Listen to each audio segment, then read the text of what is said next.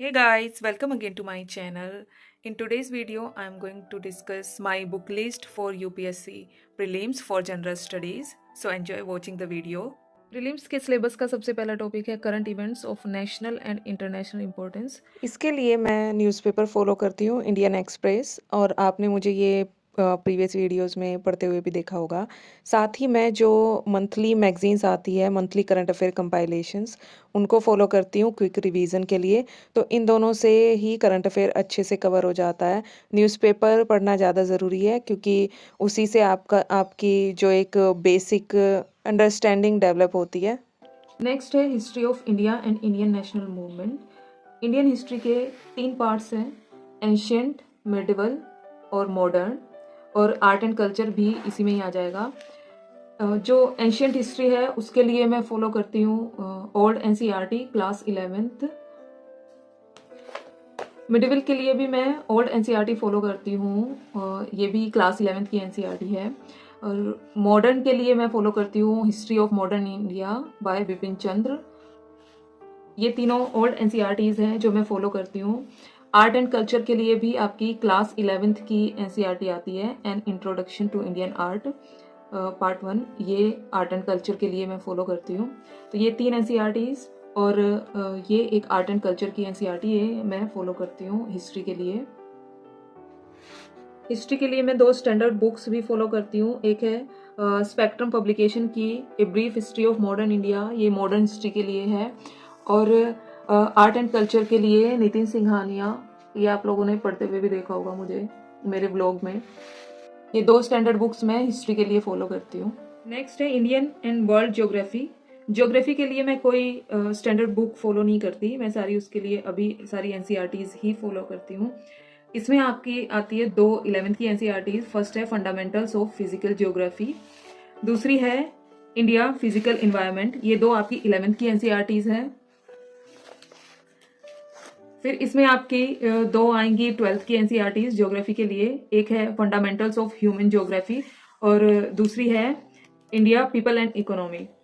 तो ये आपकी 4 11th और 12th की ज्योग्राफी की एनसीईआरटीज है। ये मोस्ट इंपॉर्टेंट है, आपको 11th और 12th के ऊपर ही ज़्यादा फोकस करना होता है।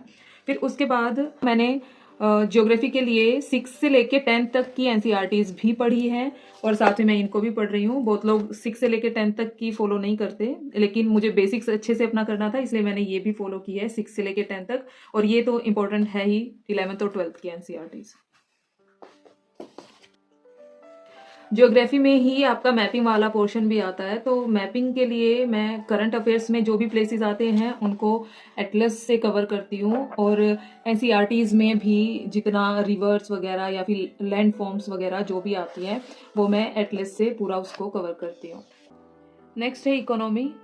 इकोनॉमी के लिए मैं 4 एनसीईआरटीज फॉलो करती हूँ। 2 एनसीईआरटी है क्लास 9th और 10th की, और उसके अलावा क्लास 11th की है इंडियन इकोनॉमिक डेवलपमेंट, और एक है क्लास 12th की एनसीईआरटी जो है इंट्रोडक्टरी मैक्रो इकोनॉमिक्स। तो ये 4 एनसीईआरटीज मैं फॉलो करती हूँ।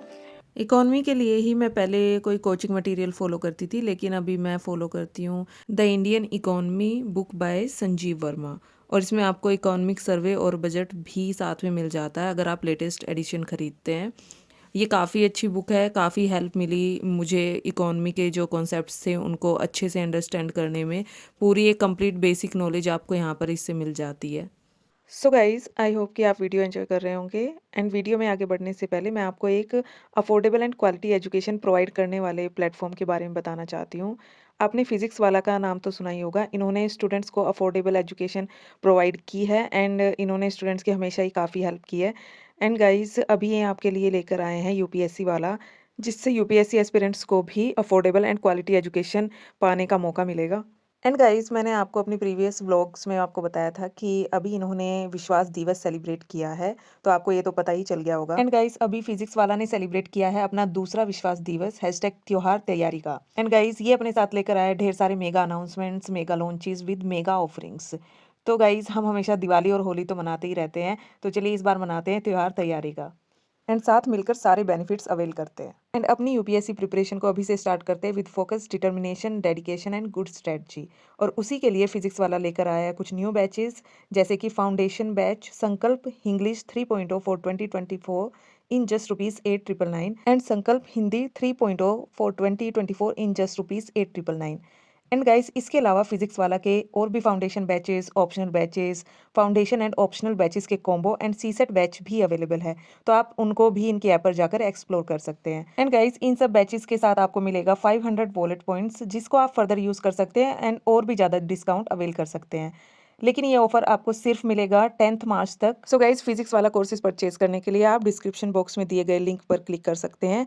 एंड अगर आप मेरा कोड यूज़ करते हैं GROW500, उससे आपको इंस्टेंट 500 रुपीज़ का डिस्काउंट मिल जाएगा। एंड गाइज, फिजिक्स वाला ने यूपीएससी एस्पिरेंट्स की तैयारी को और ज़्यादा बेहतर बनाने के लिए लॉन्च किया है all India free open mock test series for UPSC prelims 2023, जिससे आप पढ़ने के साथ साथ अब अपनी प्रिपरेशन को इवेलुएट भी कर पाएंगे।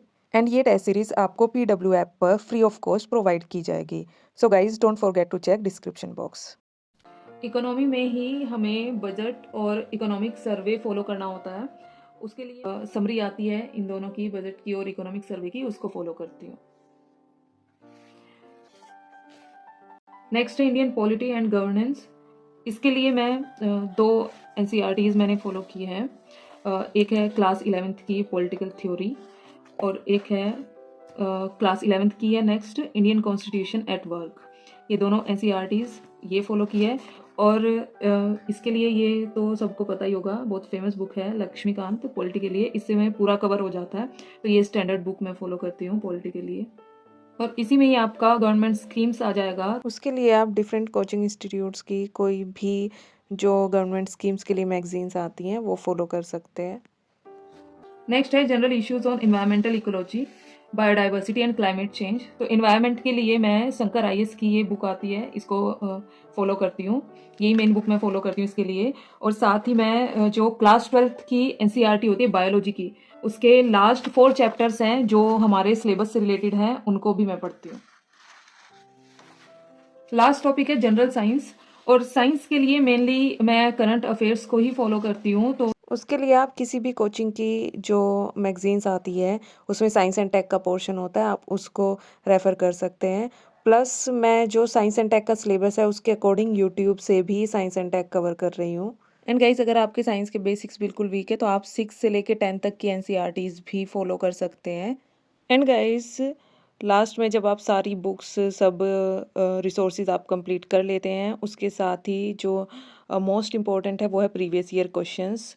तो आपको प्रीवियस ईयर क्वेश्चंस को ज़रूर करना है, चाहे आप कोई भी बुक फॉलो कर रहे हो, चाहे आप सेम बुक्स फॉलो करें या जो आपको पसंद हो वो फॉलो करें, लेकिन आपको लास्ट में प्रीवियस ईयर क्वेश्चंस ज़रूर करने हैं, क्योंकि उसी से ही आपकी सारी प्रैक्टिस होगी। अदरवाइज़ आप जो पढ़ा है वो भूल सकते हो और आपको पेपर का पैटर्न नहीं पता चलेगा अगर आप प्रीवियस ईयर क्वेश्चंस नहीं करते हो।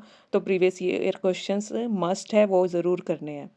So guys, that's all in today's video. अगर आपको वीडियो अच्छा लगा है तो लाइक शेयर ज़रूर करना, और चैनल को सब्सक्राइब नहीं किया है तो चैनल को ज़रूर सब्सक्राइब करना। Will see you in next video. Bye bye.